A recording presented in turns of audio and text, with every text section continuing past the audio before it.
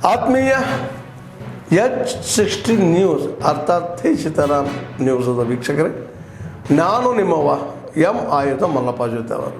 ತಾವು ಈಗ ಸುದ್ದಿಗಳ ಲೋಕಕ್ಕೆ ಎಂಟ್ರಿ ಹೊಡಿತಾ ಇದ್ದೀರಿ. ಈ ಸುದ್ದಿಗಳನ್ನು ಪ್ರತಿಯೊಂದು ನೋಡೋ ಜೊತೆಗೆ ನಿಮ್ಮ ಅಭಿಪ್ರಾಯಗಳನ್ನು ಹಚ್ತಾ ಇರಿ. ಯಾಕಂದರೆ ಈ ಸುದ್ದಿಗಳು ನಿಮಗಾಗಿ, ನಿಮ್ಮ ಬದುಕಿಗಾಗಿ, ನಿಮ್ಮ ವೈಚಾರಿಕೆಗಾಗಿ, ನಿಮ್ಮ ತಿಳುವಳಿಕೆಗಾಗಿಯೂ ನಿಮಗೂ ಗೊತ್ತು. ಜೊತೆಗೆ ನಮಗೂ ನಿಮ್ಮೊಂದಿಗೆ ಇದೊಂದು ಮಾತಾಡುವಂಥ ಜೊತೆಗೆ ಸುದ್ದಿಗಳನ್ನು ಬಿಡುವಂಥ ಕೆಲಸ. ಈ ಕೆಲಸದಲ್ಲಿ ನಾವು ನಿಮ್ಮೊಂದಿಗಿದ್ದೀವಿ ಅಂತ ಹೇಳ್ತಾ ನೋಡ್ತಾ ಇರಿ ಸುದ್ದಿಗಳನ್ನು. ಬಾಲ ತಪಸ್ವಿ ಮೌನ್ವಿ ಆದಂತಹ ಜೈ ಭಾರತ್ ಮಾತಾ ಸೇವಾ ಸಮಿತಿ ನವದೆಹಲಿಯ ಸಂಸ್ಥಾಪಕ ರಾಷ್ಟ್ರೀಯ ಅಧ್ಯಕ್ಷರಾದಂತಹ ಪರಮ ಪೂಜ್ಯ ಶ್ರೀ ಹವಾ ಮಲ್ಲಿನಾಥ್ ಮಹಾರಾಜರವರ 58ನೇ ಜನ್ಮ ದಿನೋತ್ಸವದ ಪ್ರಯುಕ್ತ ಈ ಪತ್ರಿಕಾಗೋಷ್ಠಿಯನ್ನು ಕರೆಯಲಾಗಿದೆ. ನಾವು ಶ್ರೀ ಹವಾ Mallinath Maharaj educational and cultural trust Sedam ಅದರ ಅಂಗದಲ್ಲಿ ನಡೀತಕ್ಕಂತಹ ವಿದ್ಯಾರ್ಥಿ ಭವನ್, ಈ ವಿದ್ಯಾರ್ಥಿ ಭವನ್ ಒಂದು ಫೌಂಡೇಶನ್ IIT ಮತ್ತು ನೀಟ್ಗೋಸ್ಕರ ಪರಮ ಪೂಜ್ಯ ಅಪ್ಪಾಜಿಯವರ ಆಶೀರ್ವಾದದೊಂದಿಗೆ ಇದೇ ತಿಂಗಳು ಅವರ ಜನ್ಮ ದಿನೋತ್ಸವದ ಅಂಗವಾಗಿ ಆ ಭವ್ಯ ಕಟ್ಟಡನ ಉದ್ಘಾಟನೆಯನ್ನು ಕೂಡ ನಾವು ಮಾಡ್ತಾ ಇದ್ದೇವೆ.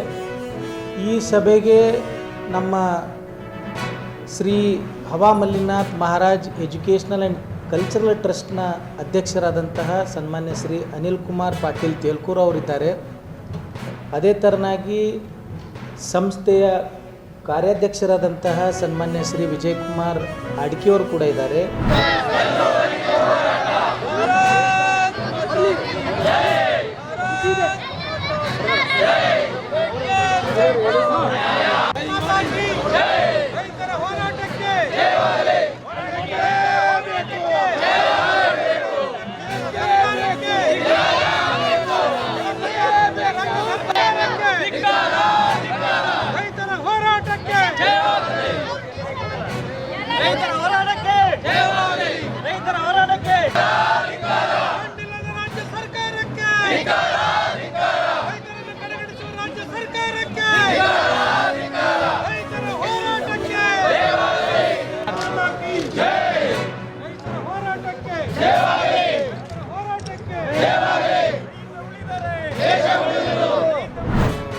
ಜಿಲ್ಲಾಧಿಕಾರಿಗಳಿಗೆ ಮತ್ತು SP ಅವರಿಗೆ ನಿಮಗೆ ತಾಕತ್ತಿದ್ರೆ ನಿಲ್ಲಿಸ್ರಿ ಅಂತ ನಮ್ಮ ರೇವಣಕ ಸ್ವಾಮಿಯರು ಚಾಲೆಂಜ್ ಮಾಡಿ ಹೇಳ್ತಾರೆ. ಅದು ಒಬ್ಬ ಮಾಜಿ ಸಚಿವರಾಗಿ ಆ ಥರ ಚಾಲೆಂಜ್ ಮಾಡೋದಲ್ಲ. ತಾಕತ್ತಿದ್ರೆ ನಿಲ್ಲಿಸ್ರಿ ಅಂದ್ರೆ ಏನು ಅರ್ಥ ಏನದು? ಈಗ ಅವ್ರು ನಿಲ್ಲಿಸ್ಬೇಕಾ ಅಥವಾ ಹಂಗೆ ಬಿಡ್ಬೇಕಾ? ನಿಲ್ಲಿಸ್ಬೇಕಾದಾಗ ಅಲ್ಲಿ ಉದ್ಭವ ಆಗ್ತೈತೆ, ಭಾಳ ದೊಡ್ಡ ಗಲಾಟೆ ಆಗ್ತೈತಿ.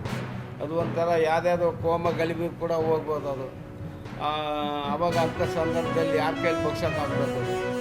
ಏನಾದ್ರು ಸೌಜನ್ಯ ರೀತಿಯಿಂದ ಹೇಳ್ಬೇಕಾಯ್ತು. ಮಾಜಿ ಮಿನಿಸ್ಟರ್ ಆದವರು ಬೇಡ, ಅದರಿಂದ ಹಿಂದೂ ಹುಡುಗರಿಗೆ ಇದಾಗ್ತೈತಿ, ಅದನ್ನ ಜೀಜಿ ಕೊಡ್ರಿ ಅಂತ ಏನೋ ಒಂದು ಹೇಳ್ಬೋದಾಗಿತ್ತು. ತಾಕತ್ತು ನಿಲ್ಲಿಸಿ ಅಂತಂದು ಸುಮಾರು ಸರಿ ಹೇಳ್ತಾರೆ. ಅದು ಅವರೊಂದು ಇದಕ್ಕೆ ಮಾಜಿ ಸಚಿವರಾಗಿ CM ಕಾರ್ಯದರ್ಶಿಯಾಗಿ ಅವ್ರಂಗೆ ಹೇಳೋದು ಅಲ್ಲದು. ಯಾಕಂದರೆ ಆ ಥರ ಹೇಳಿಕೆ ಕೊಡೋಂಥದ್ದಲ್ಲ ಅವರು. ಅದರಿಂದ ಹಿಂದೂ ಯುವಕರಿರಲಿ, ಮುಸ್ಲಿಮ್ಸ್ ಯುವಕರಿರಲಿ, ಯಾರಿಗೂ ಕೂಡ ಇವತ್ತು ಎಲ್ಲರಿಗೂ ಕೂಡ ಒಂದು ಪ್ರೀತಿ ವಿಶ್ವಾಸದಿಂದ ಹೋಗೋಂಥ ಸಂದರ್ಭ. ಯಾಕಂದರೆ ಇವು ಸುಮ್ಮನೆ ಆವಾಗ ನಾನು ಈಗ ಶನಿವಾರ ಸ್ಟೇಟ್ಮೆಂಟ್ ಮಾಡಿದ್ರು, ಈ ವಾರ ಕರೀತಾರೆ, ಮೀಟಿಂಗ್ ಕರೆದು ದೊಡ್ಡ ದಾಂಧಲೆ ಮಾಡಿ ಮತ್ತು ಕುಂದಿಸ್ಲೇಬೇಕಂತ ಚಾಲೆಂಜ್ ಮಾಡಿ ತಾಕತ್ತು ನಿಲ್ಲಿಸಿ ಅಂತದ್ದು. ಅದು ತಾಕತ್ತು ಪ್ರಶ್ನೆ ಬರ್ತದೆ. ಹಂಗೆ ಅವರು ಅಂದಬಾರ್ದಂಗೆ ಅವರು ಮಾಜಿ ಶಾಸಕರಾಗಿ ಅವರು ಆ ಥರ ಅಂದದ್ದು ದೊಡ್ಡ ತೆಪ್ಪದು. ಅವ್ರನ್ನ ಹಿಂಗೆ ಅವರು ಮತ್ತು ಹಠ ಮಾಡ್ಕೊಂತ ಹೋದ್ರೆ ಗಣೇಶನ ಭಗತ್ ತನಕ ಅವ್ರು ಒಳಗೆ ಜೈಲಿಗೆ ಹಾಕ್ಬೇಕಾಗಿತ್ತು.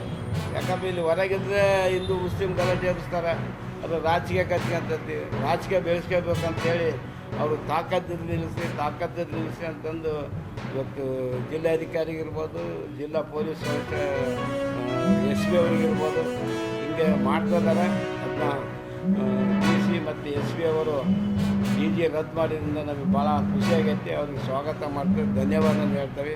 ಅದನ್ನ ಕಂಟಿನ್ಯೂ ಮಾಡಿ ಇದು ಡಿ ಜೆ ಹಚ್ಚೋದು ಬೇಡ, ಅದ್ರ ಬದಲು ಬೇರೆ ಏನದಾವಲ್ಲ ಎಲ್ಲ ರೀತಿಯಿಂದ ಕೇಳ್ಕೊಂಡೇ ಇರ್ಬೋದು, ಏನೋ ಎಲ್ಲನೂ ಮನೆ ಅದಾವೆ.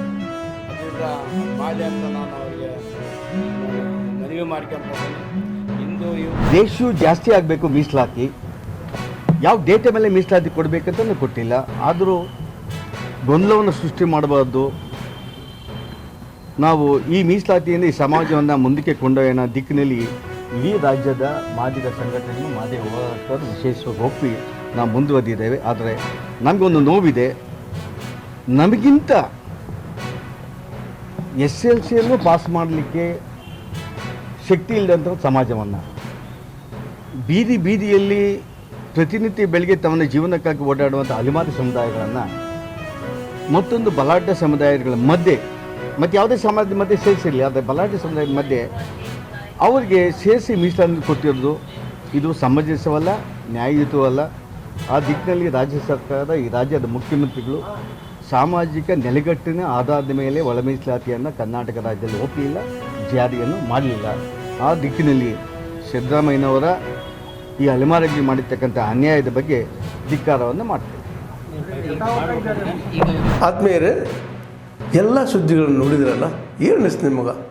ಇದರಲ್ಲೇ ನಿಮ್ಗೆ ಲೈಕ್ ಆಗಿರ್ಬೋದು, ಡಿಸ್ಲೈಕು ಆಗಿರ್ಬೋದು, ಕಾಮೆಂಟ್ ಬೇಡಪ್ಪ ಅಂತೂ ಅನಿಸಿರ್ಬೋದು, ಕಾಮೆಂಟ್ ಮಾಡಬೇಕಪ್ಪ ಅನಿಸ್ಬೋದು, ಶೇರ್ ಮಾಡಬಾರ್ದಪ್ಪ ಅನಿಸಿರ್ಬೋದು, ಅದು ಮಾಡಬೇಕು ಅನಿಸಿರ್ಬೋದು.